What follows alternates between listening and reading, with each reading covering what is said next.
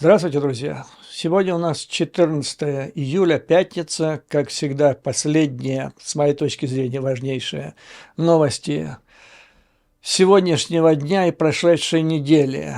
Джо Байден находится в Финляндии, где он сделал несколько важных для нас с вами заявлений.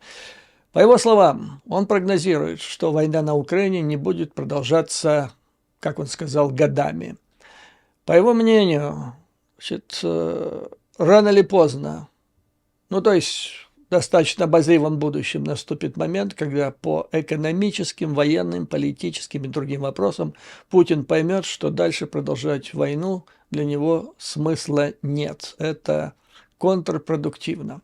Также, по словам Байдена, Соединенные Штаты и союзники будут в состоянии продолжать оказывать помощь Украине, даже после выборов президентских 2024 года. Даже в том случае, если Дональд Трамп победит на президентских выборах. Вы знаете, есть опасения, что если это он сделает, то будет нехорошо. Но я вам скажу, вот сейчас я сделаю свое замечание, это, конечно, хороший оптимизм, все его питают, и есть надежды, что Трамп не станет президентом, но если станет, то ситуация действительно может стать критической, и не только для Украины. Вы помните, что в годы своего президентства Трамп практически парализовал НАТО. НАТО стало для него чуть ли не врагом. И, как позже говорил его советник по нацбезопасности Болтон, если бы Трамп выиграл второй срок, во втором сроке он собирался вообще выйти, то есть он бы вывел Соединенные Штаты из состава НАТО. Насколько это реально или нет, это другой вопрос, но что НАТО в случае победы Трампа в высокой степени вероятности будет парализовано и не сможет выполнять никаких своих обязательств по статье 5, это очень серьезная такая опасность, которая опять-таки говорит о том, что, возможно, Украине израильский вариант путем подписания двусторонних соглашений со странами «семерки» или хотя бы с западными странами, носителями ядерного оружия, может быть не хуже, а если выиграет Трамп, то будет даже лучше, скорее всего, чем НАТО. Далее.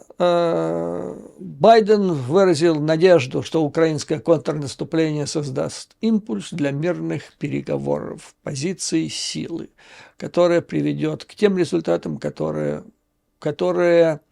приемлемы для Украины.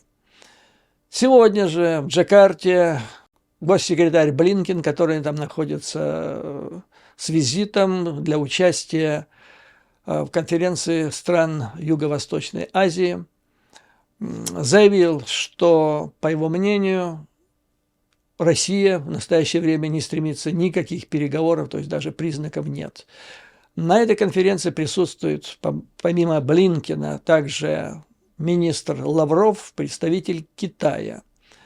С Лавровым у Блинкена никаких планов для встречи нет, но Лавров встречался с высокопоставленным, я бы сказал, архитектором внешней политики Китая, бывшим министром иностранных дел Ван И, который сейчас возглавляет, если можно так назвать, отдел внешнеполитического планирования Центрального комитета Коммунистической партии Китая. То есть это высший дипломатический пост в стране.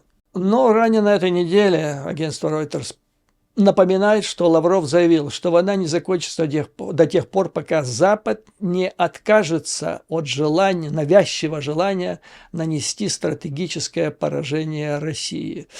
Но я думаю, что Западу и не надо особо прилагать усилия для этой цели, потому что лучше, чем это делает Путин, никто не сделает, даже если Запад объединится для этой цели. То есть ему просто не надо мешать.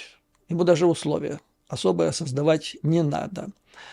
Лавров, встретился с представителем Китая Ван И для того, чтобы обсудить стратегические укрепления, так сказать, стратегических отношений, но я использую это событие для подводки, чтобы сообщить вам инсайдерскую информацию. В это же время, в эти дни, на прошлой неделе, на этой, китайские дипломаты в Европе сообщают своим западноевропейским визави, вернее, не сообщают, а напоминают, что Китай является единственной страной, которая имеет соглашение с Украиной. Соглашение было подписано во времена президентства Януковича, согласно которому Китай является гарантом того, что против Украины не будет применено ядерного оружия. Это особо актуально сейчас, когда в последнее время, вы знаете, Путин бряцал там ядерными причиндалами и грозился всякими ядерными кракозябрами. Так вот, значит, рассказывая об этом, вернее, напоминая об этом, китайские дипломаты подчеркивают, что Китай действительно несколько месяцев назад, вот последние несколько месяцев, довел до Путина свою позицию, предупреждение о том, что он должен прекратить ядерные угрозы и никоим образом не применять, избегать угрозы применения ядерного оружия. То есть китайцы связывают это намеренно как выполнение своих обязательств по китайско-украинскому договору, подписанному во времена президента Януковича. Ну вот, такая вот информация интересная. Будем следить, что будет дальше. Естественно, мы никуда не денемся сегодня от Вильнюса, потому что событие, которое там произошло, и которое вызвало столь бурную реакцию во многих странах мира, и в Украине, и в Соединенных Штатах, и в других странах НАТО, самое интересное, оно как-то особого бурления не вызвало в России, что наводит на мысль, они как-то так тихенько сидят, боятся сглазить, что наводит на мысль, что то, что там произошло, очень в интересах Кремля. Ну вот сегодня вышло несколько статей, я бы обратил внимание на две из них. Одна – это статья в телекомпании CNBC, другая – Вашингтон-Пост. Очень важные тезисы здесь, поэтому пройдусь по тезисам. CNBC – одна из крупнейших телекомпаний Соединенных Штатов Америки. На этой неделе НАТО и Украина впервые публично вступили в конфликт. Столкновение НАТО и Украины по поводу помощи показывает напряженную динамику сил. В статье напоминается, что произошедший, назовем его так, казус, в первый день этого саммита НАТО заставил Джейка Салливана, который был известен долгое время как визави Ермака на всевозможных во всевозможных дипломатических контактах. Во всяком случае, Ермак и его пиарщики пытались так все это представить. Так вот, Джейк Салливан и министр обороны Уоллес, опять-таки один из главных лоббистов, ну и вообще тружеников в пользу Украины на Западном дипломатическом военном фронте, вышли из себя и сделали несколько заявлений, которые вы уже знаете. В статье упоминается, значит, со ссылкой на высокопоставленных дипломатов, присутствующих на соответствующих встречах в Вильнюсе, сообщает, что, по их мнению, по мнению их коллег, то есть это общее мнение западной дипломатии, а также других основных союзников по НАТО. Зеленский, кавычки, то есть цитата, переиграл во время саммита, и поэтому на него было оказано давление со стороны Соединенных Штатов и других стран, чтобы его остудить. Со стороны США было сделано очень четкое послание, двоеточие, это я цитирую, «Вы», это был в адрес Зеленского и его команды, «зашли слишком далеко». Об этом заявил высокопоставленный дипломат, присутствующий на встречах в Литве. Итоги саммита отражают основную реальность. НАТО – это прежде всего Соединенные Штаты и их обязательства в области безопасности, которая состоит в том, что если, не дай бог, что-то случится, именно США должны будут защищать все остальные страны мира. Ну, надеемся, при какой-то помощи со стороны других ядерных государств, таких как Великобритания и Франция. То есть США, будучи самой сильной военной державой в мире, должны защищать другие страны. Поэтому США вправе решать, поскольку они будут защищать, вступаться за другие страны. Это стоит им денег. Сейчас необходимо определенные затраты. Это все берется из кармана американского налогоплательщика. И в случае, если придется это делать, американские солдаты должны будут рисковать своей жизнью и так далее. Короче говоря, без США нет 5-й статьи, поэтому США, им принадлежит конечное право решения, на каких условиях кого пускать в это НАТО. Но на самом деле, представьте себе, каждый из нас впустить себе в дом, да еще под защиту. Понятно, что ты пустишь того, кто тебя, ну, по крайней мере, ты считаешь, что он заслуживает этого. Дальше в статье сообщается, общественное мнение в Европейском Союзе по-прежнему поддерживает Украину, однако наблюдается снижение поддержки некоторых конкретных мер. Число граждан, поддерживающих отправку оружия или введение экономических санкций против России, за первые 12 месяцев войны снизилось. Но американцы всегда люди оптимистичные и заканчивают на оптимистичной ноте. Тем не менее, Зеленский, похоже, прислушался к критике. Его публичные высказывания на следующий день были отмечены неоднократной благодарностью. Хотя подчеркивается, что формулировки, которые так вызвали его бурную реакцию, когда он летел в Вильнюс, и на следующий день, когда он возвращался в Украину, говоря, чтобы добились великолепных результатов, формулировки и то, что он получил в Вильнюсе, никак не изменились. То есть он получил то, что и планировалось. Так вот, вернувшись на Украину с саммита, написал в Твиттере: «Я благодарен всем, кто работал над единством в Вильнюсе. Блестяще, всем аплодисменты». Ну и следующая статья. Вашингтон-Пост. К этой статье можно относиться как угодно, как и к газете. Можно обзывать ее как угодно, если что-то не понравится. Но я вам скажу так. Эта газета со времен Уотергейта, это когда вот во времена администрации Никсона возник скандал, в результате которого он ушел в отставку, чтобы избежать импичмента. Так вот, эта газета считается одной из самых авторитетных.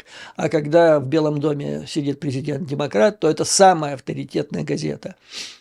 Я когда работал в Вашингтонском отделении ТАСС, то все важнейшие статьи из этой газеты, тогда не было интернета, мы передавали каждый день в 12 ночи, как только выходил новый номер, передавали в Москву, и ее там читали до дыр во всех инстанциях.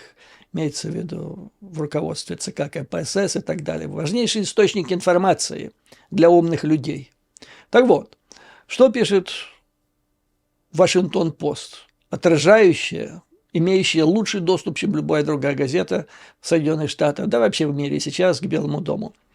Сердитый твит Зеленского о вступлении в НАТО едва не привел к обратному результату. И дальше пишется, что после известного твиттера Зеленского в делегациях стран НАТО в Вильнюсе они испытали некоторый шок, некоторое потрясение. И даже некоторые из самых ярых сторонников Зеленского усомнились в том, что он своей вспышкой служит интересам Украины. Украинские, то есть американские официальные лица подняли вопрос о возможности пересмотра или исключения из соглашений пункта вообще о приглашении когда-либо Украины в НАТО. То есть то, что возмутило, Зеленский хотел твиттером его улучшить, а решили вообще это все убрать. Были напряженные дебаты, там было чуть ли не как вот военная или кризисная комната, где дипломаты всех стран, и американцы прежде всего, их партнеры дебатировали, что делать. То есть американская делегация, большинство ее представителей резко наставили на том, чтобы или вообще размыть вот эту формулировку о когда-либо приеме Украины в НАТО, таким образом, чтобы от нее ничего вообще не осталось. То есть сделать ее еще хуже, чем она была, когда Зеленский летел в Вильнюс. Или вообще ее убрать. Всех успокоил Байден. Как написали в комментариях, значит, к этой статье один из них, он умелый, так сказать, пожилой умелый человек, который умеет обращаться с pets, то есть с кошками. Кошки, вы знаете, они очень такие привередливые. У меня, я знаю точно, у меня их 3, помимо собачки. То есть каждая требует индивидуального подхода. Коты, они такие. Так вот, значит, вот он такой умелый, он сказал: ребята, сейчас поздно, надо решить, то есть мы должны сохранить единство НАТО. Если мы будем долго дебатировать над новыми формулировками, то это задержит выход коммюнике окончательного. Поэтому давайте оставим все как было, ну и проведем соответствующую работу с представителями украинской делегации. И в это время, значит, было замечено, как туда зашел Салливан, попросил Байдена выйти, что-то он там говорил за дверями, чтобы не слышали даже остальные присутствующие.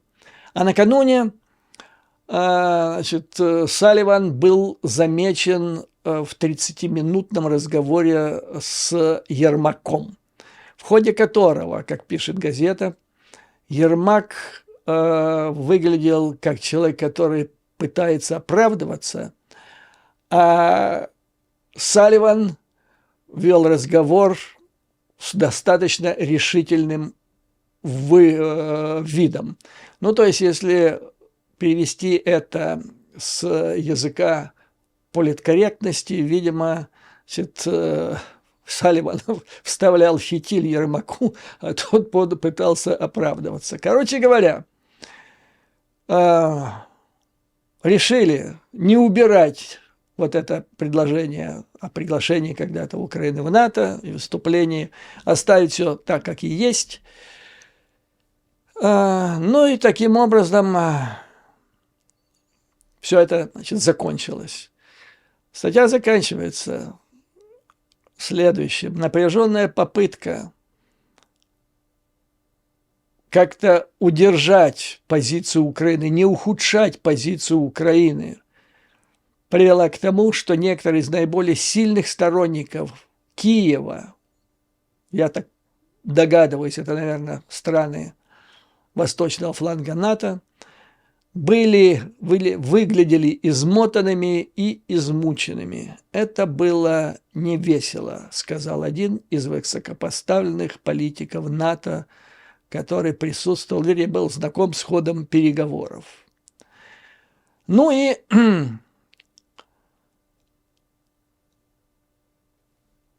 я это как-то так вот все это ощутил на своем канале в связи с выходом предыдущего видео, 521, поскольку сейчас поделюсь своими, значит, наблюдениями, что произошло. Значит, до настоящего времени по внутреннему счетчику видео набрало где-то 750 тысяч просмотров. Обычно при таком количестве просмотров количество комментариев находится где-то в районе 4-4,5 тысяч. На этот раз их было более 9 тысяч комментариев.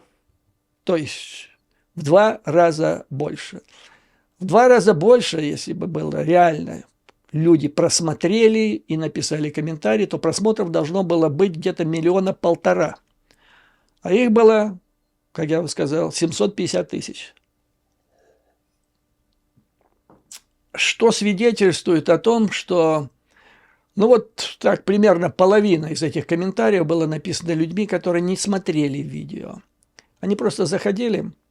Это была ботаферма, люди из ботафермы Ермака, которые заходили, откладывали личинки и тут же удалялись. Там была истерия, которая... Я ради интереса хотел проверить, а действительно везде ли такая истерия, и действительно я уникален в тех оценках, которые я дал. С этим, значит, я посмотрел несколько украинских популярных каналов. И с удивлением обнаружил, что на других каналах говорится примерно то же самое. Делаются, ну, абсолютно чуть ли не теми же самыми словами оценки, но там нет никакой вакханалии в комментариях. Там нет истерики, в отличие, значит, от моего канала и комментарии на нем. Из чего можно было сделать вывод, что вся ботаферма Ермака почему-то была направлена именно в мой канал. Ну, это большое признание эффективности моего канала. Я бы сказал, признание того, что Ермак это слушает или слушает его команда, ему докладывает.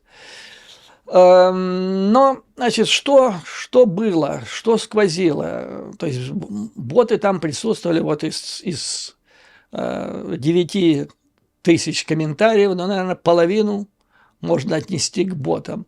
Их еще можно оценить по стандартным формулировкам. Стандартные формулировки, которые, значит, они писали, разные люди, чуть ли не одними и теми же словами. Там несколько наборов. Первый, значит, нам обязан Запад помогать, Будапештское соглашение, ну и вообще мы воюем за весь Запад и так далее. То есть прослеживается явная манипуляция или попытка манипуляции над сознанием людей, которые не искушены в политике, вот им в головы вложить такие наболевшие, нечто наболевшее, сыграть на наболевших вопросах, реальных их, чтобы в голову им внести всевозможный мусор. Я понял, что необходима ликвидация, провести такой ликбез, чтобы объяснить, что реально, что такое Будапештское соглашение. Я, кстати, делал его на своем канале раньше. Видимо, надо обновить и объяснить, разжевать этот вопрос. Что никто не отбирал это ядерное оружие. Оно было продано, как потом было продано все остальное, все, что можно было продавать. И продавалось вплоть до начала российской агрессии, ну и там и так далее. Короче говоря, значит, в результате всех этих усилий, всей этой вакханалии, что получилось в сухом остатке? 96% лайков против 4% дизлайков. То есть из 100 человек 96 они правильно поняли все, что я здесь рассказал, и только 4%, ну, будем щедрыми, допустим, там 2% ботов, не все 4, а 2%, и 2% заблудших людей, неискушенных. Это статистическая погрешность. Я никоим образом не хочу обойти вот заблудших, и которые не искушены, не понимают проблему. То есть я обязательно проведу дискуссию с вами по всем этим вопросам, которые сейчас разгоняются в плане антизападной, антиамериканской кампании, которая явно искусственно сейчас разгоняется в украинских пабликах, то есть социальных сетях. Это преступление против Украины. Единственная сторона, которой действительно это надо, это Кремль, это Путину. Ему надо поссорить, это величайшее желание и стремление поссорить Украину с западными союзниками. И тогда Украина все, она как спелая груша упадет к его ногам. Есть еще другая сторона, которая выполняет, это путинская пятая колонна в Украине. А не просто путинская пятая колонна там, шпионов, диверсантов и так далее. Это еще люди я назову их так, проворовавшиеся. Проворовавшиеся. Но для того, чтобы вы были поняты, как я сказал, я посмотрел, что я редко делаю, я редко смотрю другие каналы, слушаю других блогеров, объяснял вам почему, не потому что они мне там не нравятся, а чтобы сохранить чистоту восприятия информации. Ну так вот, среди профессиональных аналитиков так меня учили, так мы работали. Потому что когда ты слушаешь кого-то другого, его мысли невольно могут отразиться на твоем восприятии, и тогда это будет уже твой собственный анализ, хочешь ты не хочешь, но может носить следы чуждого влияния, чуждого субъективного влияния, а это уже плохо. Так вот, значит, я вам рекомендую, вот здесь я к этому видео дам ссылку на 2 видео, где вы можете послушать 2 украинских, я считаю, уважаемых, как я понимаю, канала там выступают действительно эксперты, серьезные эксперты, в отличие от многочисленных балаболов, которые тоже есть в любом информационном пространстве. Послушайте их заключение, их оценку и то, что произошло. Я вам скажу так, вот что произошло. Они проворовались. Согласно уже официальным данным, из Украины идущим, известным там, за первые месяцы прошлого года из западной военной помощи было украдено по линии Министерства обороны, которым возглавляет Резников формально, было выведено в офшоры примерно 36 миллиардов гривен, это 1 миллиард долларов. Пока безвозвратно. В первые месяцы войны. Что такое 1 миллиард долларов? Я вам говорил как-то так недавно. Это 2 эскадрильи примерно F-16, даже больше, но будем считать 2. Добавим сюда еще эпизод с золотыми яйцами и прочими продуктами, которые, как посчитали украинские расследователи, журналисты-расследователи, обошлось где-то так, в общем, 400 миллионов долларов. А также добавим сюда 400 миллионов долларов, которые со ссылкой на ЦРУ, как писали американские источники, Влада сделала на нехороших операциях с российским дизелем, то есть 400 плюс еще 400, имеем 800, еще 2 эскадрильи. Короче говоря, 4 эскадрильи F-16 застряли в офшорах.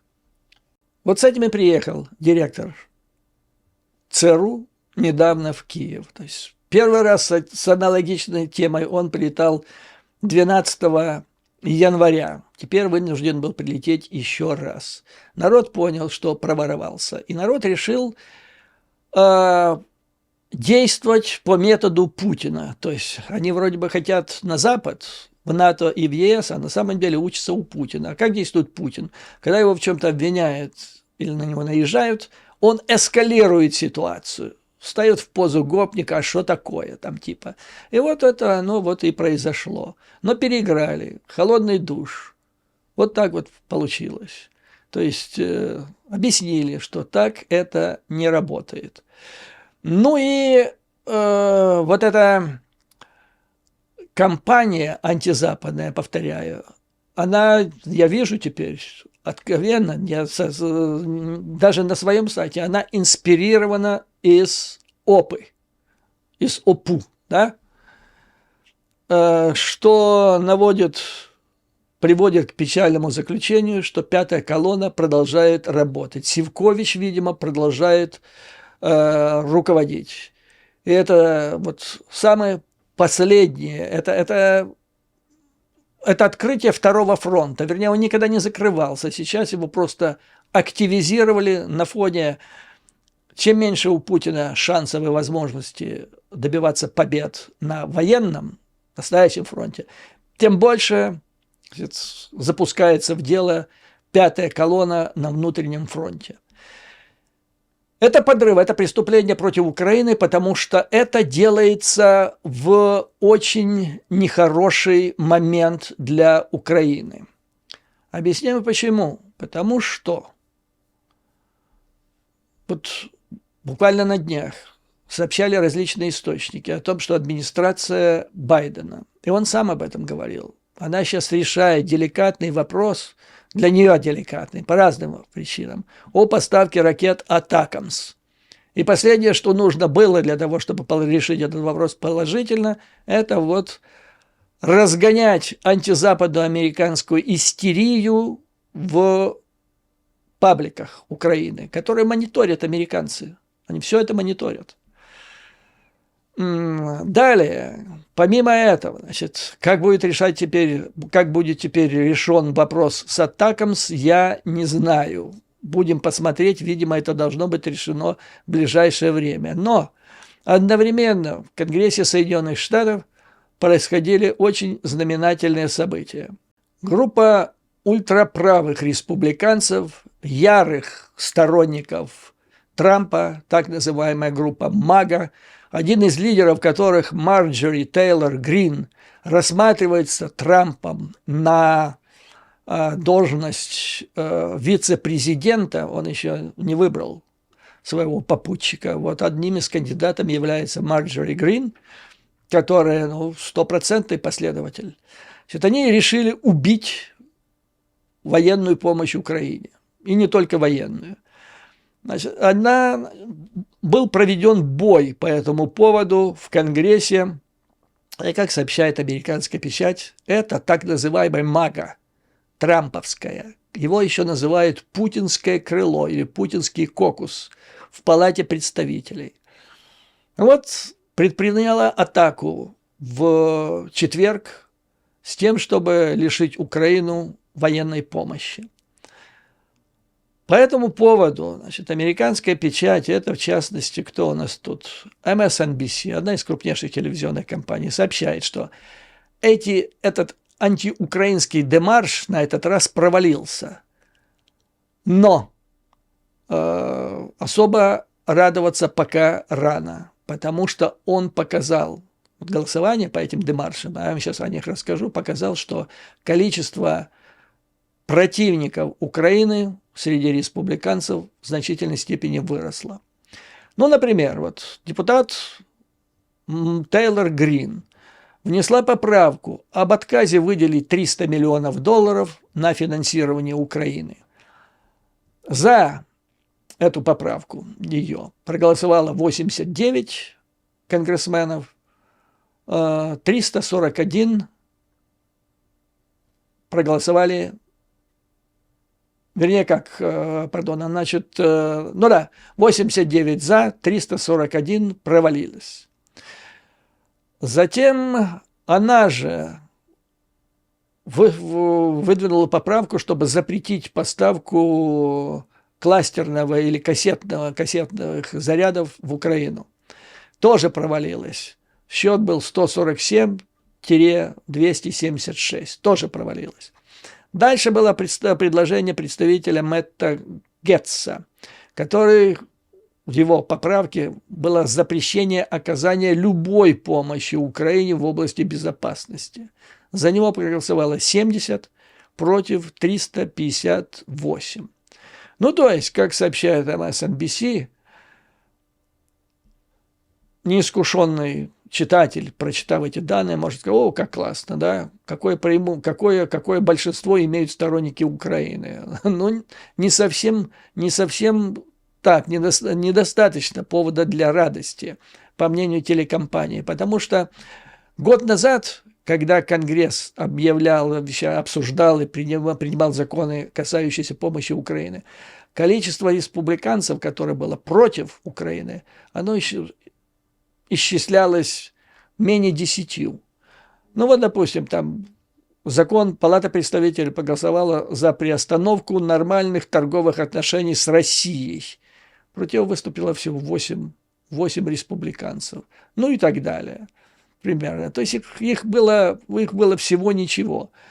Именно тогда их назвали путинское крыло, путинский кокус, Путин's wing. Да, это классно. А теперь цифры совсем другие. Вот как отмечается в докладе Axios, допустим, предложение Гейтса блокировало вообще всю помощь США в обеспечении безопасности Украины. и почти треть республиканской фракции в Палате представителей официально выступила в поддержку этого изменения. Треть республиканцев в Палате представителей, где они имеют большинство.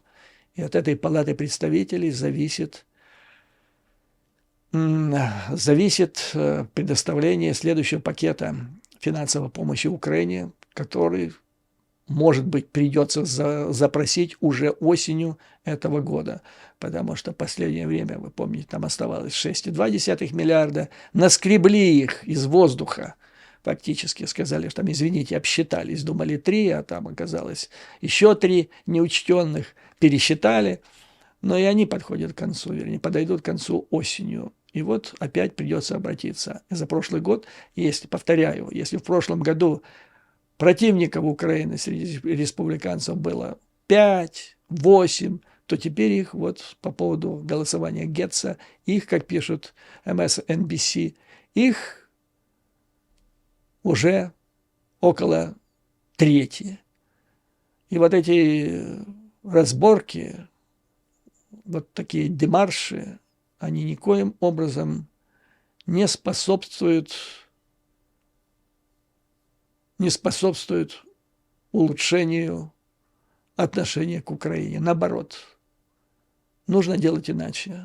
Нужно делать дипломатически, а не гопнически, сказал бы я так. Вот на этом, господа, я думаю, сегодня закончить это видео, учитывая, что сегодня пятница, вечером вы, наверное, многие из вас или некоторые постараются приятно провести этот вечер с учетом, увы, известных обстоятельств.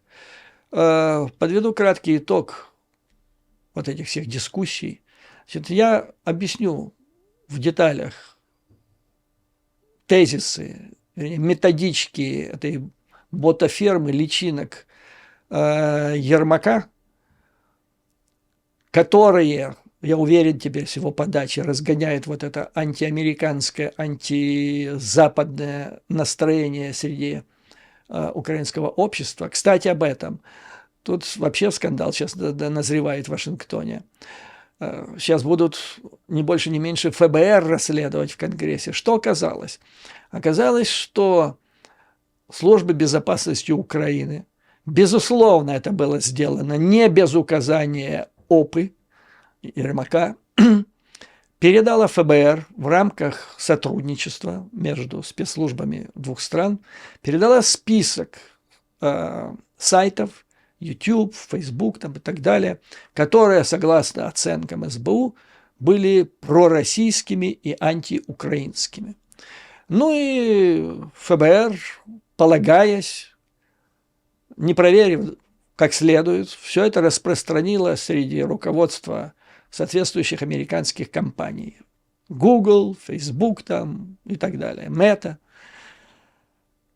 Правда, там написали, не давали рекомендации убрать вот эти компании, просто написали, что рекомендуем вам обратить внимание на эти сайты, ну и оценить их деятельность. Ну и оценили, когда, значит, из ФБР или бы из ЦРУ поступила бы такая же рекомендация, то тут зачем долго разбираться, если ФБР не хочет с этим разбираться, нафига это нужно делать работникам Google, которые не имеют большой квалификации в этой области. Они некоторые из этих компаний и удалили. И оказалось, что одна из этих компаний, это вообще компания, вернее, сайт Госдепартамента Соединенных Штатов Америки. Несколько сайтов, это, которые принадлежат американским журналистам. Туда попала веб-сайт господина Чекалкина, который, насколько я понимаю, достаточно популярен, известен в Украине. Туда же его сунули. Короче говоря, это попало в поле зрения, привлекло внимание соответствующих комитетов Конгресса Соединенных Штатов Америки, которые будут теперь заниматься расследованием. Обвинение, в чем, вернее, подозрение существует, что власти Украины используют сотрудничество спецслужб двух стран для того, чтобы направлять в Америку дезинформацию и бороться со своими политическими противниками в Украине. Не нравится список СБУ, ФСБ, то есть ФБР, и и все, и удалили. То есть сейчас будет проводиться очень большое расследование по этому поводу. Это последнее, опять-таки, что нужно Украине. Это опять подрывная акция. Понимаете? То, что она была проведена, то, что она была тем более провалена, это очередной совершенно идиотский провал, который вот контора бывшего ларечника, она их плодит, как грибы после дождя, нанося один удар по Украине за другим. Несмотря на это, господа, то есть будем надеяться, что мудрый дедушка Байден глубоко вздохнет несколько раз и примет очередное мудрое решение, среди которых, я очень надеюсь, что в ближайшее время будет принято положительное решение по атакамс. Ну и больше вот таких фортелей не будет в рамках НАТО. Потому что, ну, как же пишется, даже ярые приверженцы Украины в рамках НАТО сходятся в единодушное мнение, что, ну, начинать вхождение в эту организацию вот таким образом, по крайней мере, контрпродуктивно. Слава Богу, господа, что в этих условиях ВСУ продолжает безупречно выполнять свои функции, которые, и это приведет нас к окончательной победе. Поэтому, как всегда, слава Украине, ее вооруженным силам, враг будет разбит, и победа будет за нами. А вам, друзья, выдержки, мужества, неуклонной веры нашей победе. Поменьше слушайте зомбоящик под названием «Марафон». В Соединенных Штатах вообще существует закон, который запрещает правительству иметь средства массовой информации. Потому что считается, что любое правительство, любое государство – это орудие насилия и манипуляций. И нельзя отдавать ему. Последнее, что ему надо давать в руки, это возможность влиять на умы и настроения своего народа. В Украине вот так получилось. Ну, война, да, помогла. Образовалась в области телевидения даже монополия на телевидение. Относитесь, господа, к этому с особой настороженностью. Это зомбоящик. Слушайте разные каналы и делайте свои собственные выводы. И повторяю, вот к этому видео я сделаю ссылки, послушайте. Умные люди, умные эксперты, во всяком случае, они говорят более умные вещи, чем я слышу от официальных и полуофициальных представителей ОПы господина Ермака. И на этом до новых скорых встреч.